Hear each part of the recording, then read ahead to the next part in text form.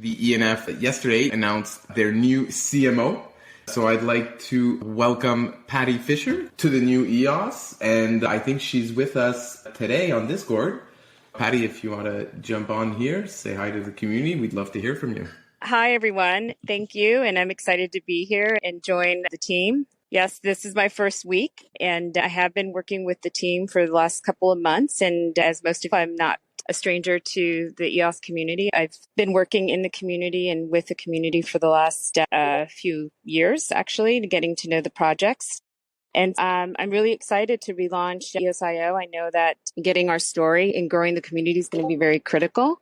So really my role coming in is to help expand the great work that's already started with the team here on getting the coalition, the Mandel, all the technology in place, the people and the projects, and getting that kind of scaled up. And then very important to me is in developing and elevating the brand and the work and our story around the globe. I've got a lot of great work ahead of me, and I'm looking forward to working with all of you and would love to hear from you. So definitely you can reach me on Telegram or on LinkedIn with any ideas, what you'd like to see, and just glad to be here.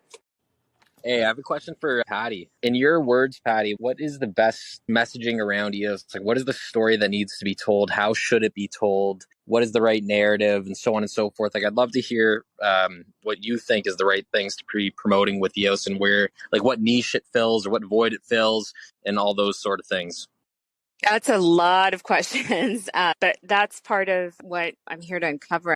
The reason why I joined the ENF and the space Web3 is the innovation that's coming, that it's bringing to market, right, in terms of the technology. So we do have a lot of unique technology features that I started to really explore before, and now with a lot of effort and with the community coming in and helping to elevate and expand upon that, I think there's a technology story and how we're different there that needs to be told.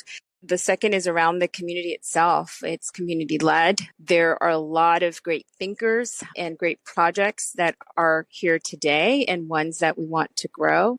And so how do we together elevate those projects and bring that innovation to life in solving real problems? And I think that there's a lot of storytelling that can happen directly and indirectly there with what we will provide and enable. And then really from a brand development, I think this is one of the areas that it's going to be most challenging because we've lost some time here. So we have a lot of catch up with some of the other protocols that are better funded and have had the time to put themselves in place. I think there are definitely some opportunities that have been identified by the team, and also that will come from the community of areas where we need to go in and making sure that we bring our value into that. I think the narrative is multi-layered around all of those areas, and what the team's been working on for the last year or so is that I think they've tackled some really big challenges in bringing everyone together and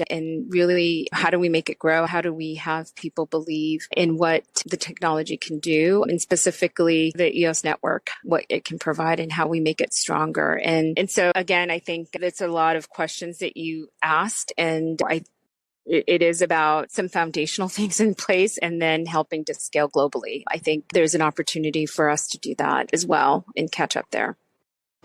Thanks, Patty. And if you don't mind, if I could ask you one more question on this same train of thoughts. From my vantage point, EOS has a horrible stigma right now amongst people who are pretty well informed when it comes to crypto. But at the same time, it seems like crypto's in 1994 in the internet era, where the vast majority of crypto users have not even been onboarded yet. They've never heard of EOS. They're unaware of this stigma. And so given that, like, they're in this rapidly growing space, the people in this space largely have a lot of disdain towards EOS, but the vast majority of people who may end up one day interacting with a blockchain have never heard of EOS. So in your opinion, is it best to confront that stigma and communicate with people within the industry and try to remove that stigma, or to instead try to focus on onboarding people from outside of the crypto sphere? I think we're going to have to do both, to be honest. I think that it will have a parallel path because the reputation is there, and we have to And you hear it from the other team members in the ENF and the community. So I think it's something that's been addressed head on, and we need to do that and move on because there's so much, like you said, to look forward to. And that's where we need to spend the energy in having the technology prove itself in the community and what we can deliver. So that's behind us, and that the story is about where we're going and the opportunity there for building great things with great technology. I don't know if it's direct, but I think we need to do both in the short term as we continue to see the expansion of the market and the industry. Great, thank you. Appreciate you answering those questions, and I know I put you on the spot pretty quickly there. Yeah, no worries. It was interesting to hear your thoughts from your perspective. Great, thank you. Great question, Trimbot, and great answers. Zack, did you want to share a bit about your experience recently? Yeah, Patty and I have been working together for a couple of months now. Initially through just like an advisory role, and then over time as she learned our story and what we were doing and how we really need to scale up the marketing and communications as we continue to go to market with EOS. We've been talking about the strategy with Zysan. We've got over 10 events over the next couple of months on the calendar throughout Europe and Dubai. And it's just, we need the infrastructure in place to do that. I've never done it before. Patty's been doing this for over 25 years at multiple Fortune 100 companies.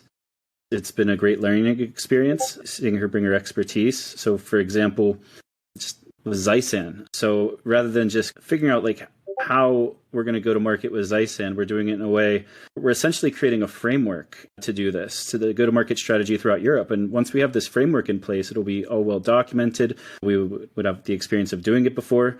And then the plan is essentially to go global with it. So once we have a go-to-market strategy for Europe, we go to market in South America, North America, Asia, Africa. So we actively chased Patty. It took several months of convincing to get her to join our team. And I'm just super excited to be able to work with her and learn from her. And I think that the results will start being seen definitely in the long term, but also in the short to midterm. I think with just going through the process of getting the strategy with Zysan and for Token 2049, I think you'll start seeing the fruits of her labor very quickly. So a lot of the questions that Trimbot asks, we're asking ourselves too. So how do we get the next 1 billion people into this ecosystem? And I think that's where she's really going to shine because she's done it before. She's been the marketing lead for multiple global brands, companies that do revenues in the $800+ million a year levels, companies with over 15,000 people. So she's here to scale our organization and scale our footprint for EOS. And I'm just really looking forward to the next couple of months because I really want all of you to see the potential that I see. Wow, what an introduction. Thanks so much, Zack.